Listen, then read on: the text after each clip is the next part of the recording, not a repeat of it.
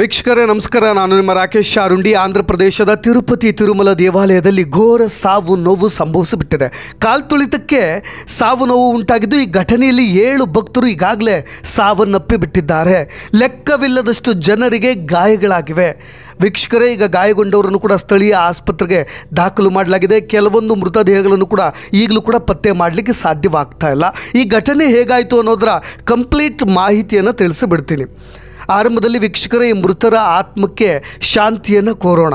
ಮೊದಲಿಗೆ ತಮ್ಮೆಲ್ಲ ವೀಕ್ಷಕರಿಗೂ ಕೂಡ ವಿನಂತಿಯನ್ನು ಮಾಡ್ಕೊಳ್ತಾ ಇದ್ದೀನಿ. ದಯವಿಟ್ಟು ಕೈ ಮುಗಿದು ಬೇಡಿಕೊಳ್ತಾ ಇದ್ದೀನಿ, ಯಾರೇ ಆಗಲಿ ದೇವಸ್ಥಾನಗಳಿಗೆ ಭೇಟಿ ಕೊಟ್ಟಾಗ ತಮ್ಮ ಕುಟುಂಬದವ್ರ ಜೊತೆಗೆ ಭೇಟಿ ಕೊಟ್ಟಿರ್ತೀರಿ, ದಯವಿಟ್ಟು ಅವಸರ ಮಾಡಲಿಕ್ಕೆ ಹೋಗಲೇಬೇಡಿ.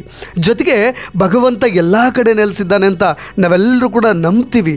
ಆದರೂ ಕೂಡ ಈ ಪರಿಯಾದಂಥ ಅವಸರವನ್ನು ಮಾಡಿ ನಮ್ಮ ಜೀವಕ್ಕೆ ನಾವೇ ಕುತ್ತು ತಂದುಕೊಳ್ತೀವಿ. ಬೇಡ, ಈ ಅವಸರ ಖಂಡಿತವಾಗಿಯೂ ಬೇಡ.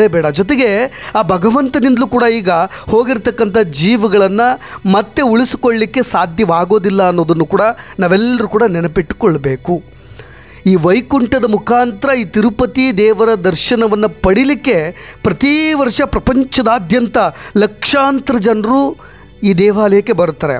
ಅದೊಂದು ನಂಬಿಕೆ ಇದೆ, ಆ ಭಗವಂತನ ಕೃಪೆಗೆ ಪಾತ್ರರಾಗಬೇಕು ಅಂತ. ಆದರೆ ಈ ತಿರುಮಲದ ಕೆಲವು ಭಾಗಗಳಲ್ಲಿ ಅವರಿಗೆ ಈ ದರ್ಶನದ ಟಿಕೆಟನ್ನು ಕೂಡ ನೀಡಲಾಗುತ್ತೆ. ವೈಕುಂಠ ಏಕಾದಶಿಯ ಸಮಯದಲ್ಲಿ ಆ ದೇವರ ದರ್ಶನ ಮಾಡಬೇಕು ಅಂತ ಸರ್ವ ದರ್ಶನವನ್ನು ಮಾಡಲಿಕ್ಕೆ ಟಿಕೆಟನ್ನು ಕೊಡಲಾಗುತ್ತೆ. ಆದರೆ ಈ ಶ್ರೀನಿವಾಸ ಮತ್ತು ಈ ಸತ್ಯನಾರಾಯಣಪುರ ಜೊತೆಗೆ ಈ ಬೈರಾಗಿ ಪಟ್ಯದ ಬಳಿ ಟಿಕೆಟ್ ಕೊಡ್ತಾ ಇದ್ದಂಥ ಸಂದರ್ಭದಲ್ಲಿ ಪೈಪೋಟಿ ಶುರುವಾಗಬಿಟ್ಟಿದೆ. ಈ ನೂಕುನುಗ್ಗಲು ಉಂಟಾಗಿ ಒಂದು ದೊಡ್ಡ ಮಟ್ಟದ ಕಾಲ್ತುಳಿತ ಸಂಭವಿಸಿಬಿಡ್ತು. ಕೆಳಗೆ ಬಿದ್ದವ್ರನ್ನೆಲ್ಲ ತುಳಿದುಕೊಂಡು ಹೋಗಿಬಿಟ್ರು.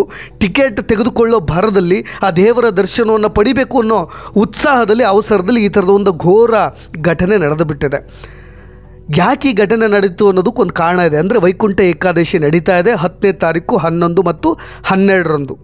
ಈ ವೈಕುಂಠ ಏಕಾದಶಿಯ ಪ್ರಯುಕ್ತವಾಗಿಯೇ ಗುರುವಾರ ಬೆಳಗ್ಗೆ 5 ಗಂಟೆಯಿಂದ ವೈಕುಂಠ ದ್ವಾರದ ಸರ್ವದರ್ಶನಕ್ಕೆ ಟಿಕೆಟ್ ನೀಡಲಾಗುತ್ತೆ ಅಂತ ಹೇಳಿ ಇದೇ TDT ಪ್ರಕಟವನ್ನು ಕೂಡ ಮಾಡಿತ್ತು. ಇದೇ ಒಂದೇ ಒಂದು ಆದೇಶದಿಂದ ಸಾಗರೋಪಾದಿಯಲ್ಲಿ ಬಂದ ಭಕ್ತರು ಟಿಕೆಟ್ಗಾಗಿ ಕಾದು ಕುಳಿತು ಬಿಟ್ಟಿದ್ದರು. ಅವರು ಹೇಳಿದ್ದೇನು, ಗುರುವಾರ ಬೆಳಗ್ಗೆಯಿಂದ ದಿನಕ್ಕೆ ಒಂದು 40,000ದಂತೆ 3 ದಿನಗಳಲ್ಲಿ ಅಂದರೆ 1,20,000 ದರ್ಶನದ ಟಿಕೆಟನ್ನು ನೀಡಲಿಕ್ಕೆ ಅಂತ TDT ತೀರ್ಮಾನವನ್ನು ತೆಗೆದುಕೊಂಡಿತ್ತು, ಡಿಸೈಡ್ ಕೂಡ ಮಾಡಿತ್ತು. ಆದರೆ ಈ ಜನರ ಉತ್ಸಾಹ ಹೇಗಿತ್ತು ಅಂದರೆ, ಇನ್ನೊಬ್ಬರಿಗಿಂತ ನಾನು ಮುಂಚೆ ಟಿಕೆಟನ್ನು ಪಡೆದುಕೊಳ್ಬೇಕು, ಅದು ಮಿಸ್ ಆಗಿಬಿಡುತ್ತೆ, ದರ್ಶನ ಮಿಸ್ ಆಗಿಬಿಡುತ್ತೆ ಅಂತ. ಒಂದು ಕಡೆ ಅದು ಭಕ್ತಿಯ ಪರಾಕಾಷ್ಠೆಯೂ ಕೂಡ ಇರ್ಬೋದು, ಅದನ್ನು ನಾನು ತಪ್ಪು ಅಂತ ಹೇಳೋದಿಲ್ಲ. ಜನರು ಏನು ಮಾಡಿಬಿಟ್ರು, ಬುಧವಾರ ಸಂಜೆಯಿಂದಲೇ ಭಕ್ತರು ಸಾಲುಗಟ್ಟಿ ನಿಂತುಬಿಟ್ರು. ಗುರುವಾರ ಬೆಳಗ್ಗೆಯಿಂದ ಟಿಕೆಟನ್ನು ಕೊಡ್ತಾರೆ ಅಂತ ಹೇಳಿ ಬುಧವಾರ ಸಂಜೆಯಿಂದಲೇ ಸಾಲುಗಟ್ಟಿ ಟಿಕೆಟ್ಗೆ ನಿಂತುಬಿಟ್ರು. ಇದರಿಂದ 9 ಕಡೆಗಳಲ್ಲಿ 90 ಕೌಂಟರ್ಗಳ ಮುಖಾಂತರ ಸರ್ವದರ್ಶನ ಟಿಕೆಟ್ ಕೊಡಲಿಕ್ಕೆ TDT ಕೂಡ ವ್ಯವಸ್ಥೆ ಮಾಡಿತ್ತು. ಆದರೆ ಒಂದು ಎಡವಟ್ಟು ಕೂಡ ಅಲ್ಲೇ ಆಗಿದ್ದು, ಅದನ್ನು ನೀವಿಲ್ಲಿ ಗಮನ ಹರಿಸಬೇಕು. ಜನರು ಏನು ಮಾಡಿಬಿಟ್ರು, ಎಲ್ಲಿ ತಡ ಮಾಡಿದ್ರೆ ಟಿಕೆಟ್ ಸಿಗೋದಿಲ್ವಾ ಅಂತ ಒಬ್ಬರಿಗೊಬ್ಬರು ಅಂಟ್ಕೊಂಡೆ ಕ್ಯೂ ನಿಂತ್ಕೊಂಡ್ಬಿಟ್ರು.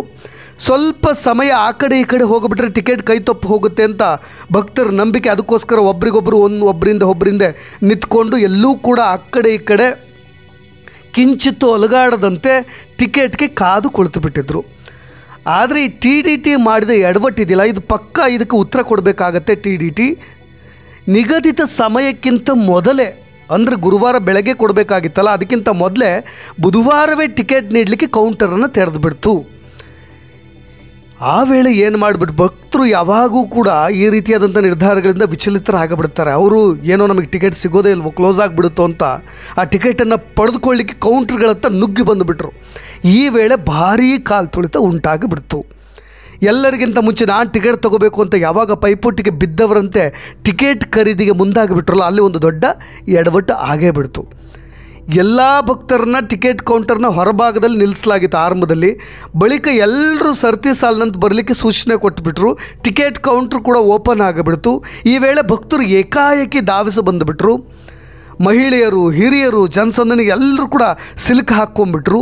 5,000ಕ್ಕೂ ಹೆಚ್ಚು ಭಕ್ತರು ಏಕಾಏಕಿ ಪ್ರವಾಹದಂತೆ ನುಗ್ಗಿ ಬಂದುಬಿಟ್ರಲ್ಲ, ಆಗ ಈ ರೀತಿಯಾದಂಥ ಸಾವು ನೋವು ಸಂಭವಿಸಿ ಬಿಟ್ಟಿತ್ತು. ಈ ಭಕ್ತ ಸಾಗರದಿಂದ ಕಾಲು ತುಳಿತ ಉಂಟಾಗಿ ಈಗಾಗಲೇ 7 ಭಕ್ತರು ಜೀವ ಕಳೆದುಕೊಂಡು ಬಿಟ್ಟಿದ್ದಾರೆ. ಇನ್ನೂ ಕೂಡ ಎಷ್ಟು ಜನರ ಜೀವ ಹೋಗಿದೆ ಅನ್ನೋ ಕೂಡ ಲೆಕ್ಕವೂ ಕೂಡ ಸಿಗ್ತಾ ಇಲ್ಲ. ಇದೇ ತಮಿಳುನಾಡಿನ ಸೇಲಂ ಮಲ್ಲಿಕಾ ಎಂಬ ಮಹಿಳೆ ಸೇರಿ 3 ಮಹಿಳೆಯರು ಮೃತಪಟ್ಟಿದ್ದಾರೆ. ಅವ್ರು ಯಾರು ಅಂತ ಇನ್ನೂ ಕೂಡ ಗುರುತು ಪತ್ತೆ ಹಚ್ಚಿಲ್ಲ. ಇನ್ನುಳಿದಂತೆ 4 ಪುರುಷ ಭಕ್ತರು ಕೂಡ ಜೀವ ಬಿಟ್ಟಿದ್ದಾರೆ. ಜೊತೆಗೆ ಈ ದುರಂತದಲ್ಲಿ ಕರ್ನಾಟಕದ ಬಳ್ಳಾರಿ ಮೂಲದ ಮಹಿಳೆ ನಿರ್ಮಲಾ, ಒಂದರ ವಯಸ್ಸು 50 ಆಗಿದೆ, ಅವರು ಕೂಡ ಸಾವನ್ನಪ್ಪಿ ಬಿಟ್ಟಿದ್ದಾರೆ. 44 ಅಂದರೆ ಈಗಾಗಲೇ ಆರಂಭದಲ್ಲಿ 44 ಅಂತ ಹೇಳ್ತಾ ಇದ್ದರು. ಈಗಾಗಲೇ 70ಕ್ಕೂ ಹೆಚ್ಚು ಮಂದಿ ಭಕ್ತರಿಗೆ ಗಾಯಗಳಾಗಿವೆ, ಗಂಭೀರ ಗಾಯಗಳು. ಅವರು ಕೂಡ ಚಿಂತಾಜನಕ ಸ್ಥಿತಿಯಲ್ಲಿದ್ದಾರೆ. ಇಬ್ಬರ ಸ್ಥಿತಿ ಆರಂಭದಲ್ಲಿ ಈಗಾಗಲೇ ಸಾವು ನೋವಿನ ಮಧ್ಯೆ ಹೋರಾಡ್ತಾ ಇದ್ದಾರೆ ಅನ್ನೋ ಮಾಹಿತಿ ಕೂಡ ಸಿಕ್ಕಿದೆ. ಸದ್ಯ ಈಗಾಗಲೇ ಗಾಯಾಳುಗಳನ್ನು ಸಮೀಪದ ಆಸ್ಪತ್ರೆಯಲ್ಲಿ ಈಗಾಗಲೇ ದಾಖಲು ಮಾಡಿ ಚಿಕಿತ್ಸೆ ಕೂಡ ನೀಡಲಾಗ್ತಾ ಇದೆ. ಈ ಸುದ್ದಿ ತಿಳಿತಾ ಇದ್ದಂತೆ ನರೇಂದ್ರ ಮೋದಿಯವರು ರಿಯಾಕ್ಟ್ ಮಾಡಿದ್ದಾರೆ. CM ಚಂದ್ರಬಾಬು ನಾಯ್ಡು ಅವರು ಕೂಡ ಈ TDT ಮತ್ತು ಜಿಲ್ಲಾಧಿಕಾರಿಗಳ ಜೊತೆ, ಪ್ರಮುಖರ ಜೊತೆ ನಿರಂತರವಾಗಿ ಸಂಪರ್ಕದಲ್ಲಿದ್ದಾರೆ. ಕ್ಷಣದ ಮಾಹಿತಿಯನ್ನು ಕೂಡ ಪಡಿತಾ ಇದ್ದಾರೆ. ಸಾವಿನ ಸಂಖ್ಯೆ ಹೆಚ್ಚಾಗೋದನ್ನು ತಡಿಲಿಕ್ಕೆ ಸೂಕ್ತ ಚಿಕಿತ್ಸೆ ನೀಡಿ, ಜೊತೆಗೆ ಒಂದಿಷ್ಟು ಏನಾದರೂ ಗಂಭೀರ ಸಮಸ್ಯೆಗಳಿದ್ದರೆ ಅವ್ರನ್ನ ಬೇಗ ಏರ್ಲಿಫ್ಟ್ ಮಾಡೋದ್ರ ಮುಖಾಂತರ, ಅಂದರೆ ಏರ್ಲಿಫ್ಟ್ ಅಂದರೆ ಗೊತ್ತಿರುತ್ತೆ ನಿಮಗೆ, ಹೆಲಿಕಾಪ್ಟರ್ ಮುಖಾಂತರ ತಕ್ಷಣದ ಸಮೀಪದ ಆಸ್ಪತ್ರೆಗೆ ಅವ್ರನ್ನ ಕರ್ಕೊಂಡು ಹೋಗಿ ಸೂಕ್ತ ಚಿಕಿತ್ಸೆಯನ್ನು ಕೊಡೋದ್ರ ಮುಖಾಂತರ ಅವ್ರ ಪ್ರಾಣವನ್ನು ಉಳಿಸ್ಕೊಳ್ಳೋ ಪ್ರಯತ್ನವನ್ನು ಕೂಡ ಮಾಡೋಣ ಅಂತ ಈಗಾಗಲೇ ಚಂದ್ರಬಾಬು ನಾಯ್ಡು ಅವರು ಕೂಡ ಹೇಳಿದ್ದಾರೆ. ಒಟ್ಟಾರೆಯಾಗಿ ತಿರುಪತಿಯಲ್ಲಿ ನಡೆದಂಥ ಈ ಘಟನೆ ಮಾತ್ರ ಭಕ್ತರನ್ನ ಆಘಾತಕ್ಕೆ ತಳ್ಳಿಬಿಟ್ಟಿದೆ. ವೈಕುಂಠ ಏಕಾದಶಿಯನ್ನು ವಿಜೃಂಭಣೆಯಿಂದ ಆಚರಿಸಬೇಕು ಅಂತ ಎಲ್ಲರೂ ಕೂಡ ನಿರ್ಧಾರ ಮಾಡಿದರು.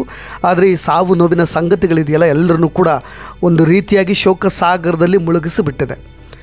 ಒಂದು ಕಡೆ ಆಂಧ್ರ ಪ್ರದೇಶ CM ಆಗಿರ್ಬೋದು, ಅಥವಾ ಈ TDTಯ EO ಆಗಿರ್ಬೋದು, ಜೊತೆಗೆ ಜಿಲ್ಲಾಧಿಕಾರಿಗಳು, SP ಇವರೆಲ್ಲರೂ ಕೂಡ ಈಗಾಗಲೇ ಕಾಲು ತುಳಿತದ ಪರಿಸ್ಥಿತಿಯನ್ನು ಅವಲೋಕಿಸ್ತಾ ಇದ್ದಾರೆ, ಪರಿಶೀಲನೆ ಮಾಡ್ತಾ ಇದ್ದಾರೆ. ಜೊತೆಗೆ ಅಲ್ಲಿನ ಅಧಿಕಾರಿಗಳಿದ್ದಾರಲ್ಲ, ಅವರ ನಿರ್ಧಾರಗಳಿದೆಯಲ್ಲ, ಅದರ ನಿರ್ಲಕ್ಷ್ಯದ ಬಗ್ಗೆ ಕೆಂಡಾಮಂಡಲರಾಗಿಯೂ ಕೂಡ ಬಿಟ್ಟುಬಿಟ್ಟಿದ್ದಾರೆ. ಯಾಕೆಂದರೆ ಜೀವಹಾನಿ ಯಾರಿಗೂ ಕೂಡ ಆಗಬಾರ್ದು, ಒಂದೇ ಒಂದು ಜೀವವು ಕೂಡ ಇನ್ನು ಮುಂದೆ ಸಾವನ್ನಪ್ಪಬಾರ್ದು ಅನ್ನೋ ಒಂದು ಖಡಕ್ ಸಂದೇಶವನ್ನು ಕೂಡ ರವಾನೆ ಮಾಡಿಬಿಟ್ಟಿದ್ದಾರೆ.